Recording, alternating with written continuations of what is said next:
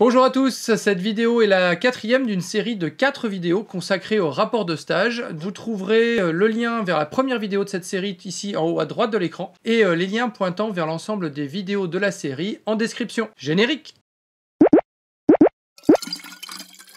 Si la vidéo vous plaît, pensez à lâcher un petit pouce vers le haut et à la partager avec vos amis. Et si vous ne voulez manquer aucune vidéo de cette chaîne, vous pouvez également vous abonner et cliquer sur la cloche. Enfin, vous pouvez suivre l'actualité de la chaîne sur le site internet dédié, sur Facebook, sur Twitter, sur LinkedIn, sur Instagram et sur TikTok. Retrouvez tous les liens en description. Bon visionnage!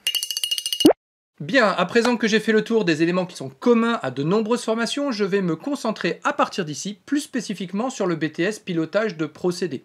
Donc, si vous ne suivez pas spécifiquement cette formation, rien ne vous empêche évidemment de regarder cette vidéo jusqu'au bout, mais vous pouvez également choisir de reprendre une activité normale, sans oublier bien sûr, avant de partir, de vous abonner, mettre un petit pouce en l'air et de partager la vidéo avec tous les stagiaires de votre entourage. Vous êtes toujours là ?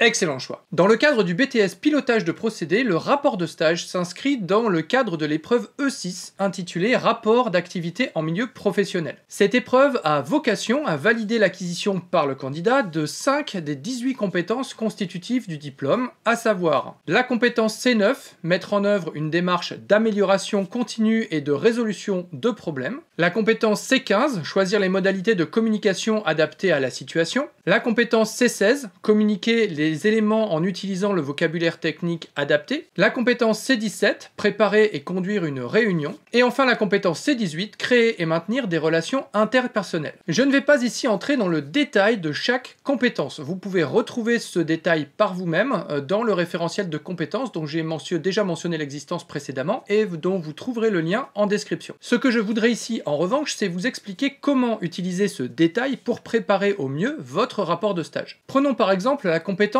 C17 intitulée « Préparer et conduire une réunion ». Eh bien, on apprend dans le référentiel que cette compétence se décline en 6 capacités, à savoir la capacité C17.1, identifier le sujet de la réunion, la C17.2, définir un ordre du jour, la C17.3, établir les convocations, la C17.4, mobiliser les moyens matériels nécessaires, la C17.5, animer la réunion, et enfin la C17.6, rédiger une synthèse ou un compte-rendu. Cela veut dire que le référentiel ne contient pas seulement une vague description de la compétence attendue, mais qu'il dresse aussi une liste précise de toutes les tâches et actions dont l'accomplissement réussi traduit le fait que vous ayez acquis la compétence. Il vous faut donc, pour démontrer au jury que vous avez acquis la compétence C17, d'une part mettre en œuvre au cours de votre stage chacune des capacités dont je viens de dresser la liste, et d'autre part, rendre compte de la mise en œuvre de ces capacités dans votre rapport de stage. Il en va de même pour les autres compétences attendues dans le cadre de l'épreuve E6. Enfin, si l'intitulé d'une capacité n'est pas suffisamment précis à votre goût, il est également possible de consulter les indicateurs de réussite qui détaillent cette capacité. On apprend ainsi par exemple que derrière la capacité C17.3 intitulée « Établir les convocations » est en fait attendu que d'une part vous choisissiez une liste pertinente d'invités,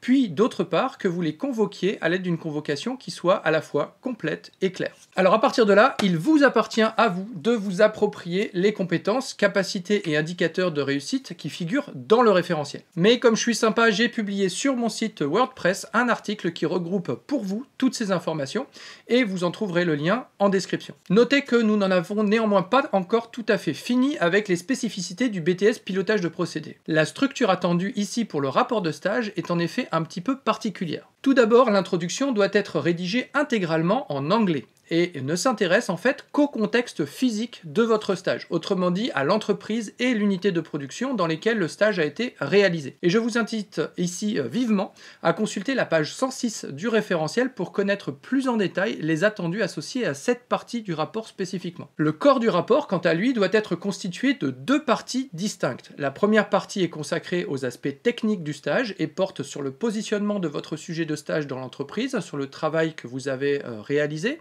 et sur les résultats que vous avez obtenus. La seconde partie du rapport, quant à elle, porte sur les aspects managériaux et en particulier, mais pas uniquement, sur l'organisation d'une réunion, comme nous en parlions tout à l'heure dans le cadre de la compétence C17. Ici aussi, je vous invite vivement à consulter les pages 106 et 107 du référentiel dans lesquelles vous trouverez tous les détails des attendus associés à ces deux parties du rapport et qui sont une mine d'informations pour construire en fait votre document. Enfin, il ne faut pas perdre de vue que l'épreuve E6 est aussi une épreuve orale et il y aurait également beaucoup à dire sur la soutenance de stage. Mais ceci est une autre histoire. Voilà, nous en arrivons à la fin de cette vidéo. J'espère qu'elle vous aura apporté des éléments qui vous seront utiles dans la rédaction de votre rapport de stage. Pensez évidemment à laisser un pouce en l'air, à vous abonner si ce n'est pas déjà fait, et à partager cette vidéo avec tous les futurs stagiaires que vous connaissez. Et on se retrouve bientôt pour de nouvelles vidéos. Ciao! Utilisez régulièrement le correcteur orthographique qui lui est destiné sans que vous maîtrisiez à l'étude. On peut ensuite, il ne vous reste plus qu'à y placer le test. Il ne vous reste plus qu'à y placer. Voilà. Et à partager cette vidéo avec tous les futurs stagiaires que vous connaissez. Et on se retrouve bientôt pour de nouvelles vidéos. Ciao!